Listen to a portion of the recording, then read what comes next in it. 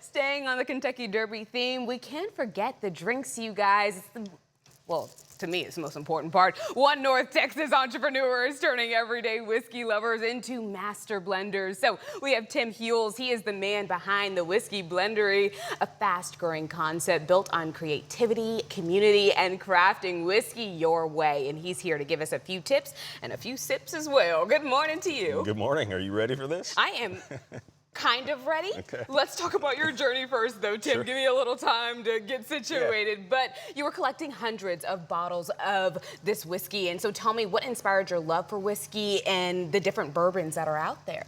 Yeah, the complexity of every bottle being different, the history behind it, and then it means a little more to me just because my dad and my brother started collecting whiskey at the same time. Nice. So that was something during the holidays we'd get together and we'd bring our best bottles and share, and then that kind of turned into other conversations that we needed to have. But that wouldn't have started without whiskey. Wow, wow. Okay, but you started to realize that many of the bottles that you collected ended up not living up to the hype the way they said they were. And so how did that frustration then turn into creativity as far as you making your own blends? Yeah, so I would host bottle shares where you normally bring your best bottles to share with people. Right. But then I've had hundreds of bottles that I purchased and stood in line for, and then they were underwhelming. So you'd only have a half ounce out of it, and then you wouldn't touch it.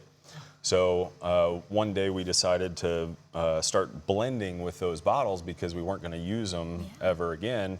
And we created something really cool with 2 rye whiskeys that were undrinkable. And then it's like, hey, how does 2 bad whiskeys make a good whiskey? 2 negatives make a positive. Sometimes. In that situation, it did. So instead of having the normal bottle shares, we'd tell people to bring their worst bottles with them, and then we'd create something really cool. Then they'd take them home, and they had so much fun. They'd always say, hey, when can we do another blend? Yeah. Because I've got more bad bottles. Now you've started something for sure. I love that. Yeah. Okay, tell me, when we're shopping for whiskey, what do you think the biggest misconception is?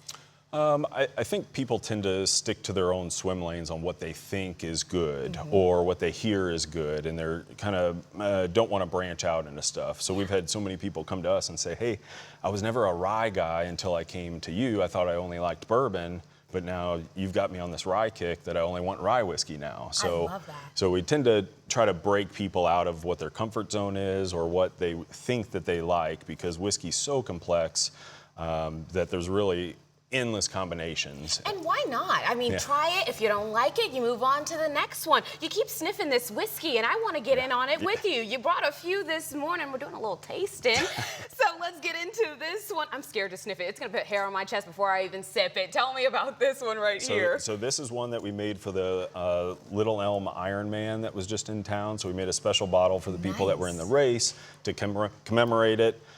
So this is, we source all of our whiskey mostly from Kentucky and Indiana. So this one's mostly 9 years old.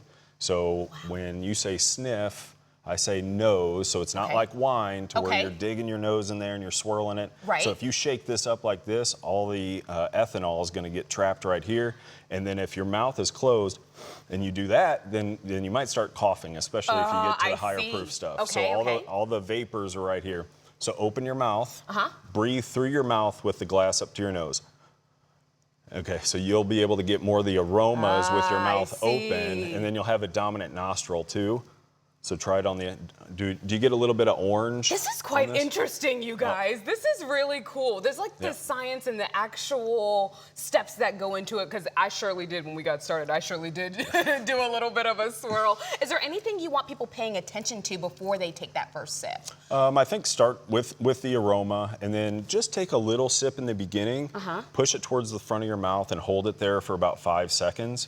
You'll feel your saliva glands start kicking in, and then when you swallow, it'll be a more pleasant experience. That first breath will give you all the flavors of that bourbon. Interesting. So. Let's do a little cheers with me, and let's try it holding it in the front of the mouth, 5 seconds.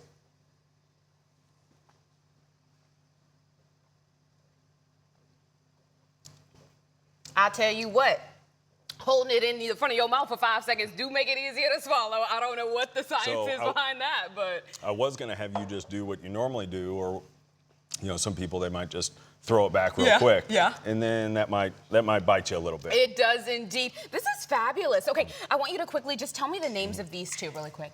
So In the Money, that's our yearly Derby bottle. So you've got your Derby theme going on. So every year we do a very special bottle to commemorate the race. This one's called In the Money. Got a lot of Kentucky bourbon, 9 to 11 years old on this one. Really, really nice. Beautiful. So I don't know if you want to try that one I too. do. I want to pour them all up. And as I pour this one, can you tell me about this one too? I can. So we've got a flagship series called Double Jeopardy, because that whiskey got a second life, and that's a healthy pour. That's that was kind of a fat pour. I'm sorry, Tim. You know, it's just 9:07 a.m., 9:13 a.m. I'm trying my best. I think the rule is if you pour it, you have to finish it. Yeah, So, you know what? The next segment might help me do that. Can you tell me, where can we find you and all of your fabulous tips and tricks when it comes to whiskey and bourbon? so we're very intentional on what we put in the bottle, and for that reason, we don't distribute anywhere in Texas. So you have to come to us, or we've actually got this bottle. We still have some available on bourbonoutfitter.com. So they've got a few of those.